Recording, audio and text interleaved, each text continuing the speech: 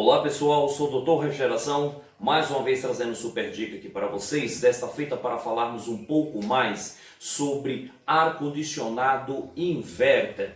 Pessoal, no último vídeo nós falamos um pouco sobre comunicação serial, ou comunicação binária, ou troca de dados por start bits, como você queira chamar.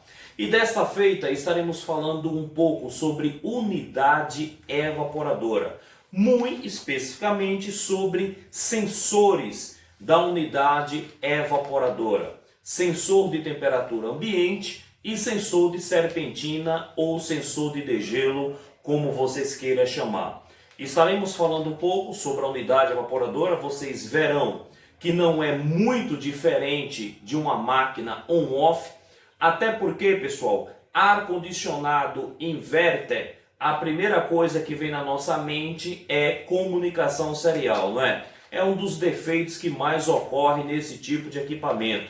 É a falta de comunicação entre placas. Esse é o grande motivo de muita gente, muitos técnicos aí, terem condenado placa da evaporadora, da condensadora, às vezes não conseguem chegar ao diagnóstico real. Então acabam condenando a placa. Só que eu quero dizer para vocês o seguinte: comunicação serial ou comunicação entre placas não é uma exclusividade de máquinas inverter. Existem máquinas on-off que também fazem comunicação serial. Não sei se vocês já pegaram alguns equipamentos que tem uma placa na unidade condensadora e tem um cabo S ou um cabo Y ou um cabo 2 ou 3 que faz essa comunicação binária entre placas aí. Então, troca de dados, comunicação serial não é exclusividade inverter. Existem máquinas on-off que também fazem essa comunicação. Estaremos falando sobre sensor, como testar a função de cada um deles na unidade evaporadora. Então, vamos ao vídeo, pessoal. Então, pessoal, vamos lá. Como vocês estão vendo aqui, é uma máquina inverter, tá? Um inverter 5 da marca LG, capacidade 22.000 BTUs. Essa máquina ela está desmontada, tá? Eu soltei aqui o painel dela, está todo solto, e eu vou mostrar algumas peculiaridades desse tipo de equipamento aqui, que não tem muita diferença das máquinas on-off. Eu vou levantar aqui a carenagem e vou mostrar para vocês. Como vocês podem ver, tá aqui a unidade evaporadora. Já levantei o painel, tá? Aqui eu tenho o botão de emergência, o botão liga e desliga, que está ligado à interface, tá? Essa máquina ela tem um diferencial que a memória EEPROM dela fica na unidade evaporadora. A memória EEPROM ou o pacote de dados. Eu não acho muito legal essa memória EEPROM aqui, porque aqui é uma área que pega bastante umidade, pessoal. Então às vezes acaba oxidando esses contatos aqui, ó, que eu vou tirar para vocês. Às vezes a máquina fica dando códigos de erro que não existe por conta da oxidação nesses contatos aqui, olha. Então o que é que a gente faz? A gente passa um limpa-contato e pluga de novo o conector aqui. Às vezes a sua máquina está dando um código de erro que não existe, tá? Isso pode ser gerado através da memória EEPROM. Até mesmo erro de comunicação. A memória EEPROM pode gerar isso também. Agora vamos lá. Aqui eu tenho um sensor de temperatura ambiente. Aqui eu tenho o sensor de serpentina ou sensor de degelo. Essa máquina ela tem um diferencial das demais. Por quê? Normalmente as máquinas de ar-condicionado trabalham com dois sensores NTC com o mesmo valor de resistência. 10K para sensor de temperatura ambiente e 10K para sensor de serpentina, sensor de degelo. Então vamos lá, pessoal. Nós estamos acostumados a ver sensor de serpentina com sensor de temperatura ambiente com o mesmo valor de resistência. Como por exemplo, eu estou aqui com um sensor de 15K para uma máquina Brastemp Consul ou Carrier de potência de 7 a 24.000 BTUs. Tanto um sensor como o outro tem o mesmo valor de resistência. Só que vocês vão encontrar máquinas inverter com valores diferentes, tanto para sensor de temperatura como para sensor de serpentina. Por exemplo, esse sensor de temperatura aqui é um sensor de 10K.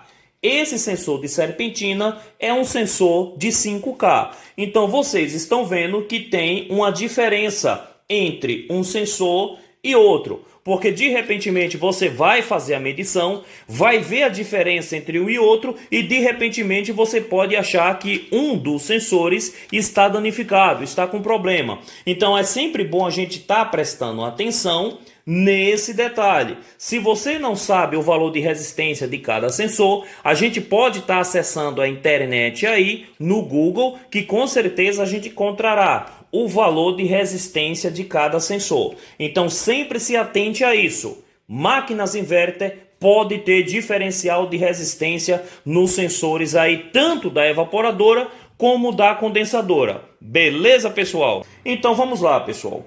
Aqui na borneira dessa máquina daqui, eu tenho o cabo L e o cabo N. Nós sabemos que é regra, é padrão para usar ar-condicionado split, termos o cabo marrom e o cabo azul, que é um comum, que é o cabo N. E temos aqui o cabo de número 4, que é o cabo de comunicação, tá? Então o que é que eu vou estar fazendo aqui inicialmente? Eu vou pôr essa máquina para funcionar. Eu vou energizar essa máquina, lembrando que essa máquina daqui, o motoventilador do evaporador e o ventilador da condensadora são motores que trabalham com tensão alternada, não são motores DC, são motores AC, tá? Então não tem diferencial dessa máquina aqui inverter para uma máquina on-off. Como vocês podem observar aqui, a placa da unidade evaporadora é uma placa muito pequena, tá vendo? Como vocês podem ver, onde a fonte de alimentação, que nem vocês podem ver aqui, não é uma fonte linear, é uma fonte chaveada, tá? As fontes lineares usam aqueles trafos grandes, aqueles transformadores grandes. E o que é que eu vou estar fazendo aqui? Eu vou energizar aqui a placa, tá? Vou energizar a unidade evaporadora, vou pôr em funcionamento e eu vou mostrar alguns detalhes aqui para vocês, pessoal. Muita gente come bola no diagnóstico desse tipo de equipamento da seguinte forma: o problema está na placa, está na parte da evaporadora ou na parte da condensadora?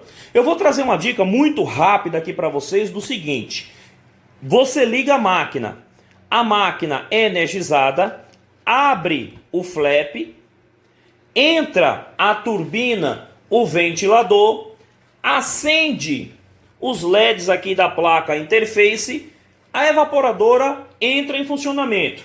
Qual o segundo passo? A unidade condensadora entrar em funcionamento.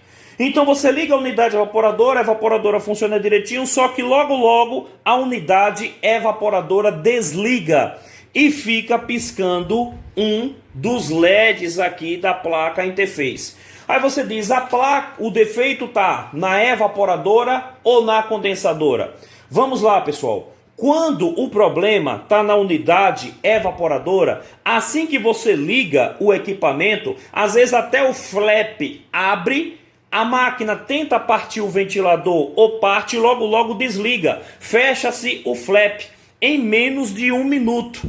Isso acontecendo, o defeito está na unidade evaporadora. Agora, se acontecer da unidade evaporadora entrar em funcionamento, abre o flap, funciona o ventilador e você percebe que a unidade condensadora não entra, e em média de 2 minutos, normalmente as LG é em média de 2 minutos para aparecer o código de erro, e se até 2 minutos a unidade condensadora não entrar em funcionamento, o problema não está na unidade evaporadora, está na unidade condensadora, porque a primeira emissão de dados, de troca de informação, de comunicação entre placas, nesse modelo daqui, parte da placa da unidade condensadora e não da unidade evaporadora. Eu vou ligar esse equipamento aqui, vou conectar o meu invert teste, o testador de placas inverter, e vocês vão ver que a placa da unidade evaporadora não vai emitir sinal nenhum. Vou ligar aqui o equipamento, mas desde já vou plugar logo o meu invert teste aqui para vocês verem. Como vocês podem ver, tá aqui o meu invert teste, tá? Aquisição da Samatec. Eu já passei até o endereço para vocês aí, www.samatec.com.br. Peguei o cabo vermelho, aqui não tem polaridade, pluguei ele no N, tá? O N é um comum, e pluguei no cabo de alimentação, que nesse caso daqui é o cabo da cor preta. É muito fácil vocês saberem quem é o cabo de alimentação. Basta vocês identificar quem é a alimentação na placa. Nesse caso aqui o marrom é o L e o azul é o N. Isso é padrão para qualquer tipo de ar-condicionado split. Tirando os dois, o que sobrar é o cabo S, ou cabo Y, ou cabo 2, ou cabo 3, dependendo o modelo da máquina. Beleza? Então, meu invert test está ligado aqui. Vou pôr o equipamento para funcionar. Vamos funcionar ela aqui agora. Liguei a máquina. Espera aí. Liguei o equipamento. Como vocês estão vendo, o flap está abrindo, tá? Olha, o flap abriu, a turbina, o ventilador começou a funcionar. O meu inverter está ligado aqui, mas como vocês podem ver, não está tendo nenhuma comunicação, não está saindo nenhuma informação, nenhum dado de start bits para a placa da unidade evaporadora. Tá vendo aqui, pessoal? Não está saindo nada. Aí você diz sim aí. Nesse caso daqui, como vocês podem ver, a unidade evaporadora está funcionando, o flap está abrindo, porém a unidade condensadora está desligada. Aqui eu estou energizando somente a parte da unidade evaporadora. O que é que vai acontecer aqui nesse caso? A memória EEPROM vai saber que não está tendo comunicação com a placa da unidade condensadora. O que é que isso vai emitir para mim? Vai emitir um código de erro.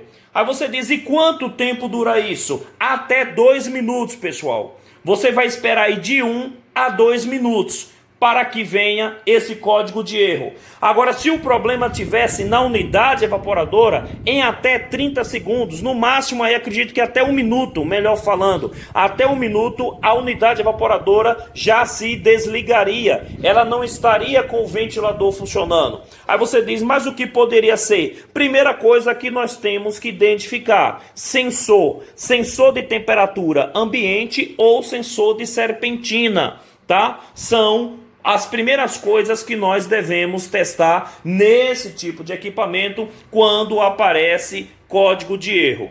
Eu vou esperar aqui a máquina dar o código de erro. Como vocês podem ver aqui, o power está ligado. Deixa eu diminuir aqui a iluminação. Tá vendo aqui que o power está ligado? Está aceso a luz do power. Daqui a pouco ela vai dar o código de erro para a gente. O que é que vai acontecer? O timer vai começar a piscar. Aí você diz, e quantas piscadas ele vai dar? Nesse caso daqui, se tratando de máquina LG, ele vai dar o código de erro E5. Nesse caso aqui é o power. Eu falei o timer, mas é o power. Como vocês podem ver aqui, olha, piscando 5 vezes, olha. Quer ver? Vamos contar. 1, 2, 3, 4, 5.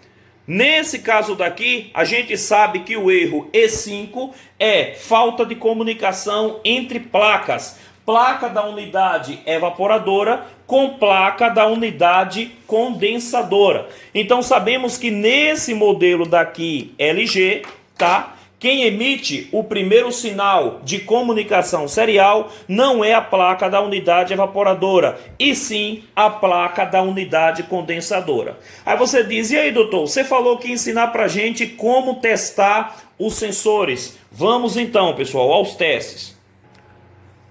Então vamos lá, pessoal. Já puxei aqui a placa do lugar, tá? Já identifiquei aqui o sensor de temperatura ambiente, mais o sensor de degelo. Existem sensores que eles vêm juntos no mesmo plug, que é o caso desses sensores aqui, ó. Tá vendo? No mesmo conector, sensor de temperatura ambiente mais sensor de serpentina. Esse sensor aqui, pessoal, é um sensor de temperatura e degelo de ar condicionado, aplicado nas marcas Brastemp, Consul e Carrier, nas potências 7, 9, 12, 18, 24 mil BTUs, cuja resistência é de 15K, tá? Esses sensores aqui, vocês também podem achá-los na Samatec. Como eu falei para vocês, a Samatec vende de tudo na área de refrigeração e climatização. Ou então, os sensores podem vir separados, que é o caso aqui, ó. Eu tenho aqui o sensor de serpentina, que vem separado do sensor de temperatura ambiente. Aí você diz, mas e aí, doutor, vai ensinar a gente a testar? Vamos sim. Como vocês podem ver, esse conector, pessoal, eles têm 3 pinos, mas só sai somente 2 cabos. Se nós olharmos aqui para a placa, deixa eu melhorar a câmera aqui, para a gente ter uma visualização melhor. Se nós olharmos aqui para a placa, nós vamos ver que aqui na placa nós temos 3 pinos também, tá vendo? Só que o que é que nós devemos levar em consideração? Aonde esses pinos estão tendo contato com os cabos. Nesse caso daqui são os 2 pinos da extremidade. Aí você diz, mas o que isso quer dizer? Pessoal, dependendo o modelo e a marca do equipamento, nesse conector aqui vai me dar uma tensão de 3 a 5 volts, que é justamente a tensão que circula nos sensores de temperatura, NTC, de 3 a 5 volts DC. E eu vou estar mostrando isso aqui para vocês também, pessoal. Vamos lá então? Estou aqui com o meu multímetro na escala de tensão contínua, tá? Tá aqui, olha, na escala de tensão contínua. Vamos ver quanto de tensão a placa vai estar mandando aqui nos sensores. Deixa eu posicionar ele aqui melhor para nós termos uma melhor visualização. Então vamos lá, pessoal. Estou aqui primeiro com o sensor de temperatura ambiente, tá? Que é esse carinha daqui, olha. Onde no conector dele, os 2 cabos, aqui como vocês podem ver, tem 4 pinos, mas só tem cabo no terceiro e no quarto. É justamente no terceiro e no quarto que eu vou estar medindo aqui. Vocês vão olhar aqui para o multímetro e olhar para o plug aqui. Vocês vão ver a tensão que vai aparecer aí. Como vocês estão vendo, 5.6 volts DC. Tá vendo aí? Então, isso diz para mim que a placa está mandando tensão para o sensor. Eu vou aproveitar aqui o multímetro, está na escala DC, e já vou medir aqui também o sensor de degelo, onde os cabos, a comunicação de tensão, de alimentação, está nos 2 pinos da extremidade. Então, o mesmo teste aqui. Olhando para o multímetro, como vocês podem ver, está dando menos 5 por conta das ponteiras que estão invertidas. Vamos lá agora. Olha aqui, olha. 5.7 volts. Então você já sabe que a placa está mandando tensão para os sensores. Qual é o próximo passo aqui agora? Medir a resistência do sensor. Primeiramente, o sensor de temperatura ambiente. Aí você diz, mas e aí, doutor? Não teria que estar numa temperatura de 25 graus? Pessoal, a temperatura nesse momento aqui deve estar mais ou menos uns 28 a 30. Vamos ver qual vai ser o valor de resistência desse cara. Primeiramente eu coloco aqui na escala de diodo. Tá vendo aqui, olha. Na escala de diodo ou na escala de quiloohms, tá? E vamos ver qual vai ser o valor de resistência desse cara. Vamos medir aqui. Deixa eu ver. 8,41. Por que está dando 8,41? Porque a temperatura aqui está em média de 28 a 30 graus. Se a temperatura aqui tivesse nos 25 graus, ele daria uma resistência de 10K. Por quê? Esse cara é de 10K. Aí você diz, doutor, mas é só medir o sensor que está ok? Não, pessoal. Eu sempre digo para vocês que a melhor forma para testar um sensor de temperatura, um termistor, é aplicando temperatura nele. Então, normalmente, o que é que eu faço? Eu aqueço ele para ver se essa resistência, se esse valor de resistência não está travado. Quer ver? Vou esquentar ele aqui na mão. Tá aqui, olha. Vocês vão ver que a resistência dele vai cair cada vez mais, olha. 7, tá vendo? 7.6, 7.5, 7.4. Vai cair para 6K. Quer ver? 7.16, aquecendo ele na mão. Ele tá aqui no meio da minha mão, olha. Tá vendo como tá caindo para 6K? Sabendo que a resistência está caindo quando eu aqueço, o que é que eu faço? Eu pego agora um copo com água gelada e mergulho nele, para ver se o mesmo vai abrir. Aí você diz, mas por que esse teste, doutor? Porque às vezes acontece, pessoal, do termistor, do sensor, tá com a resistência travada. Às vezes você mede o sensor, tá dando 8, 9 ou 10K, mas ele não muda a resistência. Essa resistência não varia. Então, o mais ideal para testar um sensor de temperatura é aplicando temperatura no mesmo, tá? Tanto temperatura positiva como uma temperatura negativa, para saber se esse valor de resistência vai oscilar ou para mais ou para menos. Vou testar aqui agora o sensor de serpentina. A gente já sabe que ele é de 5K. Então vou medir aqui os contatos dele, olha. Vamos ver. 4,21, justamente por conta da temperatura que está aqui no ambiente. Então vou aquecer ele aqui na mão, está aqui no meio da mão, tá vendo? Vamos ver se essa resistência vai cair. Como vocês estão vendo, a resistência está caindo, tá vendo aqui, pessoal?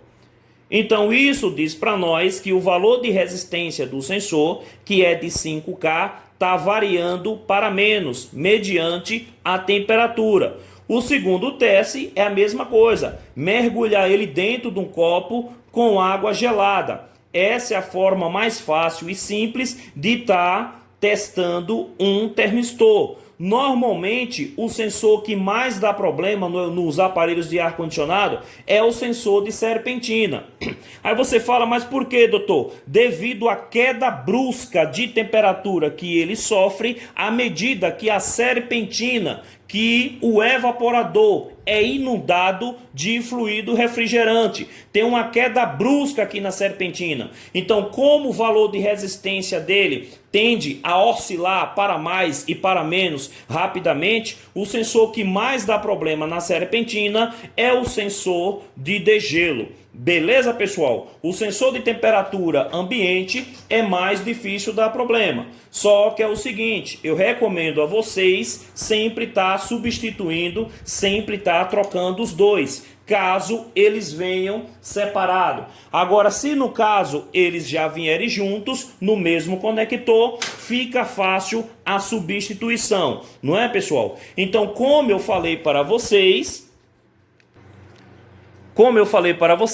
ar-condicionado inverter não é muito diferente das máquinas on-off. O diferencial maior, como eu falei para vocês, está aqui, ó, na unidade condensadora, que nós estaremos falando no próximo vídeo. Porque a unidade evaporadora Como eu falei para vocês, é uma placa muito simples, uma placa pequena, onde o diferencial entre uma máquina inverter e uma máquina on-off é a troca de dados, tá? Lembrando a vocês que esse tipo de equipamento, se você não aterrar, tá, a máquina, se você não colocar o fio terra, corre o risco da máquina dar pane, dar erro de informação e você ficar sem saber o que é, sem levar em consideração que ela pode também te dar choque. Beleza, pessoal? Espero ter ajudado a vocês aí e fica mais essa dica do Dr. Refrigeração. Desde já, se gostou, deixa sempre aquele like. Se não gostou, fazer o que, né, pessoal? Que Deus continue te abençoando da mesma forma. Fique com Deus e tchau, tchau, pessoal!